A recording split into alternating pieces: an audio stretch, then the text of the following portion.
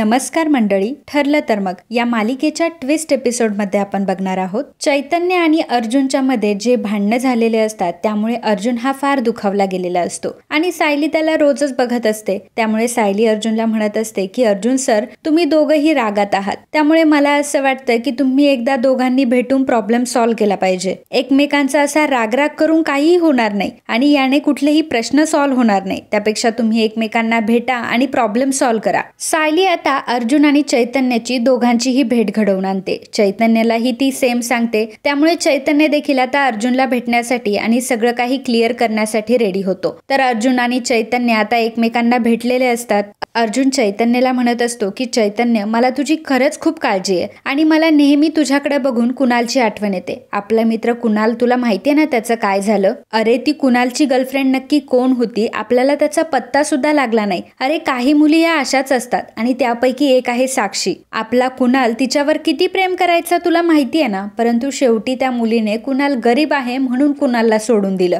आणि त्यामुळे कुणालची अशी अवस्था झाली. आणि कुणालची काय परिस्थिती झाली होती ना, हे आपण आपल्या डोळ्यांनी बघितलंय आणि खूप जवळून बघितलंय. सायली सुद्धा म्हणत असती की हो चैतन्य सर, खरंच अर्जुन सरांना तुमची खूप काळजी आहे. अर्जुन सर तुमची खूप काळजी करत असतात आणि अर्जुन सर खरंच तुमच्या काळजीपोटी बोलताय. तुम्ही त्यांच्याबद्दल का गैरसमज करून घेताय? तर चैतन्य हा सायलीला म्हणत असतो की सायली, असं नाहीये, खरंच माझी काळजी असते ना तर अर्जुनने ना तिथे जाऊन माझी बाजू तरी ऐकून घेतली असती. अर्जुन म्हणतो की बरं चैतन्य, बोल तुझी बाजू नक्की काय आहे, मांड बरं माझ्या समोर. तर चैतन्य म्हणतो की माझं साक्षीवर प्रेम आहे आणि तुला जे वाटतंय ना वात्सल्य आश्रम मर्डर केस बद्दल, तसं साक्षीचं अजिबात काही नाहीये. अजूनपर्यंत साक्षीने मला वात्सल्य आश्रम मर्डर केस बद्दल एक प्रश्नही विचारला नाहीये. अर्जुन म्हणतो की चैतन्य, अरे तू प्रेमात वेडा झालायस, तुला समजत नाहीये की ती साक्षीची ट्रिक आहे. तर चैतन्य म्हणत असतो की नाही अर्जुन, तू साक्षीला चुकीचं समजतोय.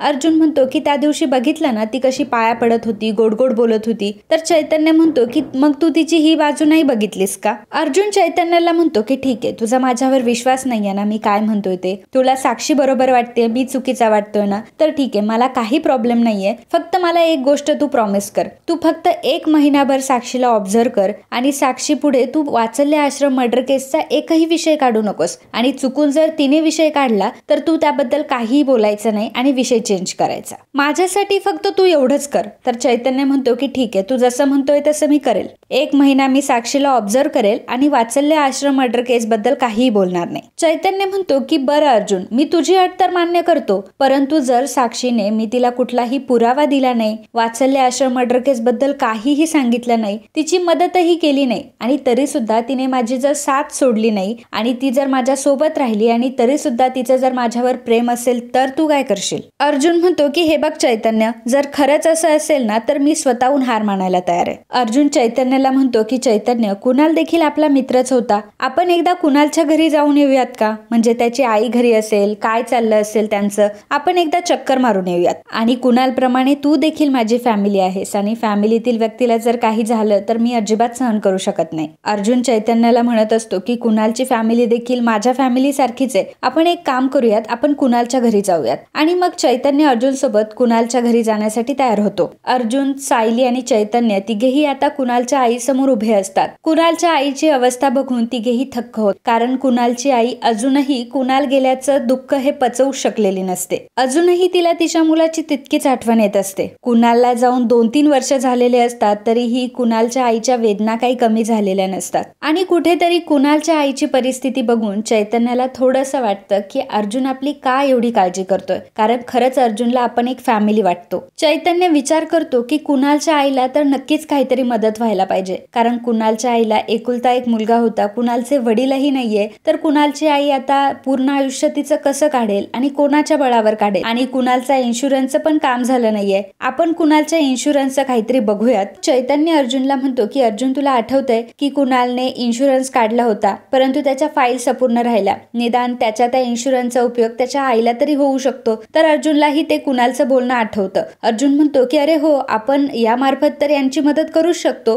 आणि मग अर्जुन आणि चैतन्य दोघंही आता कपाटामध्ये कुणालची फाईल शोधू लागतात. कुणालच्या फाईल शोधत असताना चैतन्याच्या हाताला एक फाईल लागते आणि त्या फाईल मध्येच खरा भूतकाळ असतो. त्या फाईल मध्ये लव्ह लेटर, सगळे काही पुरावे सापडतात. चैतन्य ते सगळे लव्ह लेटर बघत असतो तर अर्जुन चैतन्याला म्हणत असतो की बघ, शेवटी ह्या मुली अशाच असतात. प्रेमाचं नाटक केलं, एवढं लव्ह लेटर लिहिले, पण शेवटी काय केलंस, त्याला मरायलाच सोडलं ना. तुला आठवतंय का, कुणाल आपल्याला त्या मुलीला भेटवणार सुद्धा होता, परंतु ती मुलगी आपल्या समोर यायलाच तयार नव्हती. खरं तर तिला आपल्या समोर यायचं नव्हतं आणि आपल्यासोबत भेट सुद्धा घडवायची नव्हती. तिला कुठल्या तरी माणसासोबत डील करायचं होतं आणि कुणाल त्या माणसाच्या ओळखीचा होता, म्हणून तिने कुणाल सोबत जवळीक साधली होती आणि म्हणूनच कुणाल सोबत तिनं प्रेमाचं नाटक केलं आणि कुणालकडून सगळी कामं करून घेतली. आणि जेव्हा कुणालने तिच्यासोबत लग्न करण्याचा निर्णय घेतला आणि तिला जेव्हा लग्नासाठी प्रपोज केलं, तेव्हा तुझ्यासारख्या गरीब मुलाशी मी लग्न करेल असं तुला कसं काय वाटलं, असं तिचं उत्तर होतं. अर्जुन चैतन्याला ते महत्त्व पटवून देत असतो की काही मुली कशा असतात आणि फक्त फायद्यापुरत्या आपल्याकडे येत असतात.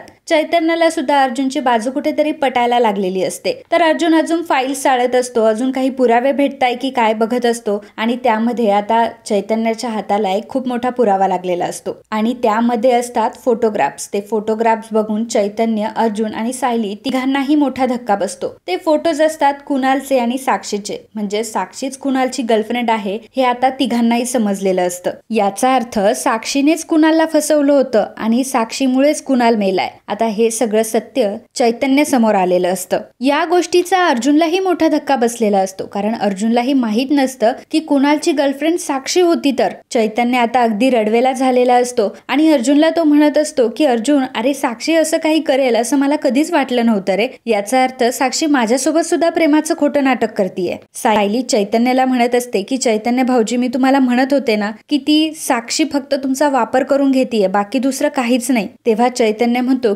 नाही वहिनी, आता मी अजिबात गप्प बसणार नाही. साक्षीने माझ्या मित्राला धोका दिलाय ना, आता मी साक्षीला काही सोडणार नाही. चैतन्य समोर अशा प्रकारे सत्य आलेलं असतं. सत्याचा उलगडा आता चैतन्यासमोर झालेला असतो आणि हे सगळं झालेलं असतं सायलीमुळे. चैतन्य आता साक्षीला कॉल करतो आणि साक्षीला भेटायला बोलवतो. चैतन्य मात्र तेव्हा साक्षी समोर कुठलेही फोटोग्राफ्स दाखवत नाही आणि कुठल्याही सत्याचा तो उलगडाही करत, कारण त्याला आता सावधगिरीने साक्षीला या सगळ्या प्रकरणात अडकवायचं असतं. प्रथम गोष्ट म्हणजे आता चैतन्याला सुद्धा डाऊट आलेला असतो आणि चैतन्याला आता अर्जुनचं म्हणणं खरं पटलेलं असतं की असा खून दुसरा तिसरा कोणी नसून तर साक्षीनेच केलाय. आणि आता मधुभाऊंना या केसमधून पूर्णपणे बाहेर काढण्यासाठी आणि आपला जीवाभावाचा मित्र असलेला कुणाल त्यालाही न्याय मिळवून देण्यासाठी आता चैतन्य आणि अर्जुन दोघंही आता एकत्र आलेले असतात. दोघंही मित्र मिळून आता त्यांच्या एका मित्राला आणि मधुभाऊंना न्याय देणार असतात आणि या दोघांना मदत करणार असते ती सायली. चैतन्य आता सायलीला प्रेमात अडकवणार आहे आणि प्रेमामध्येच तिची आता चांगलीच पुंगी वाजवणार आहे. तर मित्रांनो, हा तुम्हाला ट्विस्ट कसा वाटला हे कमेंट करून आम्हाला नक्की सांगा आणि व्हिडिओ आवडल्यास व्हिडिओला लाईक आणि सबस्क्राईब करायला अजिबात विसरू नका. धन्यवाद.